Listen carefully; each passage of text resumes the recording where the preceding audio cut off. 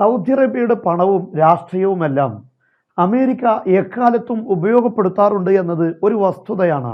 ഇപ്പോൾ ട്രംപ് പ്രഖ്യാപിച്ചിരിക്കുന്നത് തൻ്റെ ആദ്യത്തെ ഒരു വിദേശ രാഷ്ട്രത്തിലേക്കുള്ള പര്യടനം അത് സൗദിയെ ഞാൻ തെരഞ്ഞെടുക്കാൻ പോകുന്നു എന്നാണ്. പക്ഷെ അദ്ദേഹത്തിന് ട്രംപിന്റെ വാചകം യഥാർത്ഥത്തിൽ സൗദി അറേബ്യയെ അങ്ങേയറ്റം പരിഹസിക്കുന്നതാണ് എന്ന് മനസ്സിലാക്കാൻ സാധിക്കും. കാരണം ഒരു രാഷ്ട്രം സന്ദർശിക്കുന്നതിന് അദ്ദേഹം വെച്ചിട്ടുള്ള അതിൻ്റെ ഉപാധിയാണ് ഏറ്റവും പ്രധാനപ്പെട്ട കാര്യം.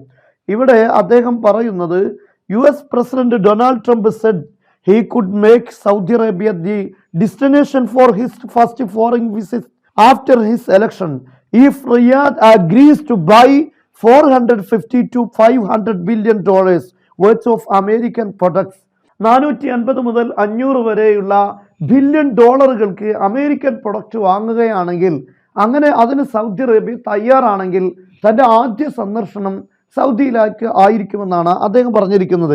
ഇവിടെ തന്നെ അദ്ദേഹം പറഞ്ഞ വാക്കിൽ well I don't know if Saudi Arabia wanted to buy another 450 or 500 billion dollar, അതായത് 450 അല്ലെങ്കിൽ 500 ബില്യൺ ഡോളറിന് മറ്റൊരിക്കൽ കൂടെ സൗദി അറേബ്യ അമേരിക്കയിൽ നിന്ന് പ്രൊഡക്റ്റ് വാങ്ങാൻ തയ്യാറാണോ എന്ന് എനിക്കറിയില്ല എന്നാണ്. പക്ഷെ അങ്ങനെ അവർ തിരഞ്ഞെടുക്കുകയാണെങ്കിൽ അത് ഞാൻ ആദ്യം സന്ദർശിക്കുന്ന രാഷ്ട്രം സൗദി അറേബ്യ ആയിരിക്കുമെന്നാണ്. ഇതിനർത്ഥം 2017 അദ്ദേഹം ഇതുപോലെയായിരുന്നു സൗദി അറേബ്യ സന്ദർശിച്ചത്. ഒരുപാട് വിവാദങ്ങൾ അതിന് പിന്നിലുണ്ടായിട്ടുണ്ട്. ഖത്തറുമായിട്ടുള്ള ബന്ധവിച്ഛേദനം, ഇങ്ങനെ പല സംഗതികളും പല കാര്യങ്ങളും അതിന്റെ പിന്നിലുണ്ടായിട്ടുണ്ട്.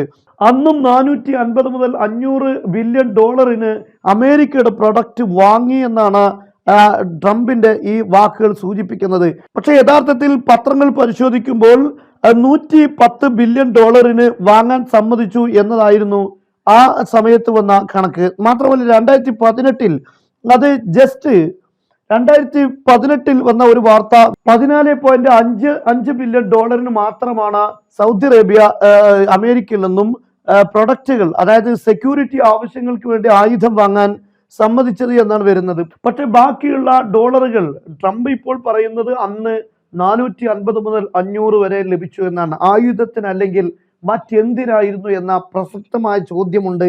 എന്നാൽ ഇത്രയും വലിയൊരു സംഖ്യ അമേരിക്കക്ക് നൽകുന്നത് എന്തിനാണ്? സൗദി അറേബ്യയുടെയും GCC രാഷ്ട്രങ്ങളുടെയും സെക്യൂരിറ്റിക്ക് വേണ്ടി, അവരെ ഞങ്ങൾ ശത്രുക്കളിൽ നിന്ന് പ്രൊട്ടക്റ്റ് ചെയ്യാമെന്ന വാഗ്ദാനമാണ് യഥാർത്ഥത്തിൽ അമേരിക്ക നൽകിയിട്ടുള്ളത്.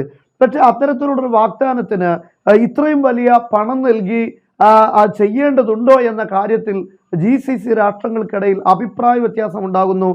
ഖത്തർ അതിൽ നിന്ന് മാറി നിൽക്കുന്നു. ഇത്തരം ഒരു സാഹചര്യങ്ങളാണ് ഖത്തറുമായി ഇടയാനുണ്ടായ കാരണമെന്ന് പല വിദഗ്ധരായ ആളുകളും ചൂണ്ടിക്കാണിച്ചിട്ടുണ്ട്.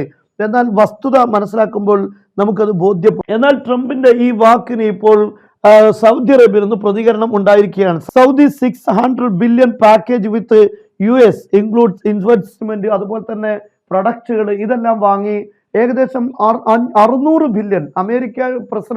അമേരിക്കയുടെ പുതിയ പ്രസിഡന്റ് ആവശ്യപ്പെട്ടത് 500 ബില്യൺ വാങ്ങാനാണ്. പക്ഷെ 600 ബില്യണിലേക്ക് സൗദി അറേബ്യ അത് ഉയർത്തിയിരിക്കുകയാണ്. യഥാർത്ഥത്തിൽ ഈ പാക്കേജുകൾക്കൊക്കെ പിന്നിൽ അമേരിക്കയുടെ ട്രംപ് ഉദ്ദേശിക്കുന്ന പ്രധാനപ്പെട്ട 2 കാര്യങ്ങളാണ്. അത് പലതവണ അദ്ദേഹം പരസ്യപ്പെടുത്തുകയും ചെയ്തിട്ടുണ്ട്. ഇറാന് പൂട്ടുക, പണം തട്ടുക എന്ന പ്രധാനപ്പെട്ട രീതി തന്നെയാണ് ഇവിടെ ട്രംപ് സ്വീകരിക്കുന്നത് എന്ന് മനസ്സിലാക്കാൻ സാധിക്കും. 2017 സന്ദർശനത്തിൽ അദ്ദേഹം പ്രഖ്യാപിച്ചത് അറബ് നാറ്റോ നിലവിൽ വരണമെന്നാണ്. അതിനുവേണ്ടി സൗദി അറേബ്യയെ അതിന്റെ നേതൃസ്ഥാനത്ത് നിർത്തുന്നു. മറ്റു GCC രാഷ്ട്രങ്ങൾ അതുപോലെ മറ്റു ചില രാഷ്ട്രങ്ങളെ എല്ലാം ചേർത്ത് അറബ് നാറ്റോ രൂപീകരിക്കുകയാണ്. ഈ നാറ്റോ ആർക്കെതിരെയുള്ളതാണ്? അത് ഇറാനെതിരെയുള്ളതാണ്. ഈ അറബ് രാഷ്ട്രങ്ങളുടെ പണവും അവരുടെ ശക്തിയും എല്ലാം ഉപയോഗിച്ചുകൊണ്ട് അവർ മുഖേന, അതായത് നേരിട്ട് അമേരിക്ക ഇടപെടാതെ ഈ രാഷ്ട്രങ്ങളെ കൊണ്ട് ഇറാനെ അടുപ്പിക്കുക എന്ന പ്രധാന ലക്ഷ്യമായിരുന്നു ട്രംപിന്റെ മുന്നിലുള്ളത്. ഇനിയും ആ രീതിയിലേക്ക് തന്നെയാണ് കാര്യങ്ങൾ പോകുന്നത് എന്നാണ് നമുക്കിതിന് ചിത്രങ്ങൾ എന്ന് മനസ്സിലാക്കാൻ സാധിക്കുന്നത്. ഇസ്രായേൽ ഗസയിൽ യുദ്ധം അവസാനിപ്പിക്കുന്നു. പക്ഷെ ഇനി ഇസ്രായേൽ ആവശ്യമില്ല, അറബ് രാഷ്ട്രങ്ങളെ കൊണ്ട് തന്നെ, അല്ലെങ്കിൽ അറബ് രാഷ്ട്രങ്ങളുടെ പണം കൊണ്ട് ഒരു ഏജൻസി ആയിക്കൊണ്ട് അങ്ങനെ ഒരു യുദ്ധം നടത്തുക, ഈ രീതിയാണ് യഥാർത്ഥത്തിൽ ട്രംപിന്റെ മുന്നിലുള്ളത്. അത്തരത്തിലുള്ള ചില നീക്കങ്ങൾ തന്നെയാണ് ഇപ്പോഴും ട്രംപ് നടത്തുന്നത്. ഇനി അവിടെ വെച്ചുണ്ടാകുന്ന, അതായത് ആദ്യ സന്ദർശനം സൗദി അറേബ്യ ആണ് എന്ന് പറയുമ്പോൾ യഥാർത്ഥത്തിൽ സന്ദർശിക്കേണ്ടത് ഇസ്രായേലാണ്. പക്ഷേ സംഭവിക്കാൻ പോകുന്നത് ആദ്യം സൗദി അറേബ്യ സന്ദർശിക്കുന്നു, നേരെ സൗദി അറേബ്യയിൽ നിന്ന് ഇസ്രായേലിലേക്ക് നീങ്ങുന്നതായിരിക്കും അതിൻ്റെ രീതി എന്ന് നമുക്ക് മനസ്സിലാക്കാൻ പറ്റും. കാരണം ഇസ്രായേലുമായിട്ടുള്ള കാര്യങ്ങൾ പരിഹരിക്കുവാൻ അല്ലെങ്കിൽ ഇസ്രായേലിന്റെ പ്രതിസന്ധി പരിഹരിക്കാൻ വേണ്ടിയാണ് ഡൊണാൾഡ് ട്രംപ് സൗദി അറേബ്യയിൽ വരുന്നത്. ആ സൗദി അറേബ്യയുമായി കാര്യങ്ങളൊക്കെ സംസാരിച്ചതിന് ശേഷം അത് ഷെയർ ചെയ്യുക കൂടെ ആയിരിക്കും ഇസ്രായേലുമായിട്ടുണ്ടാവുക.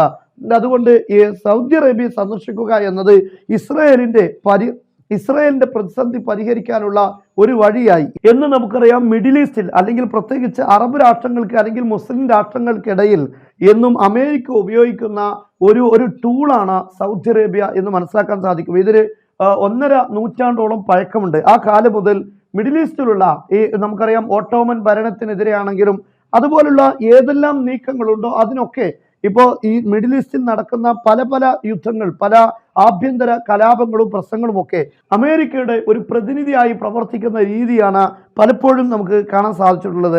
എന്നാൽ ആ ഒരു രീതിയിൽ തന്നെയാണ് ഇപ്പോഴും ട്രംപ് സൗദി അറേബ്യ ഉപയോഗപ്പെടുത്തുന്നത്.